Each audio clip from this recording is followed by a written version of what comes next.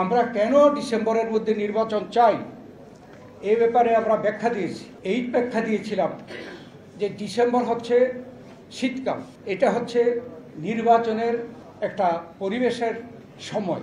আপনারা যে বলছেন জুন মাসের মধ্যে ইলেকশন দিবেন, আমরা এক হলো যত বিলম্ব হবে আমরা মনে করি এদেশে যারা পতিত স্বৈরাচারী সরকার দেশে বিদেশে পালিয়ে আছে তারা নানা ষড়যন্ত্র করে।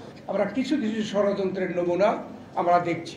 যত বিলম্ব হবে ষড়যন্ত্র হইতে পারে, সেটা থেকে রক্ষা করার জন্য আপনি যত শীঘ্র নির্বাচন দেওয়া প্রয়োজন। আপনারা যে বলছেন জুনই দেবেন, এর আগে কি হয় ডিসেম্বরের পরে?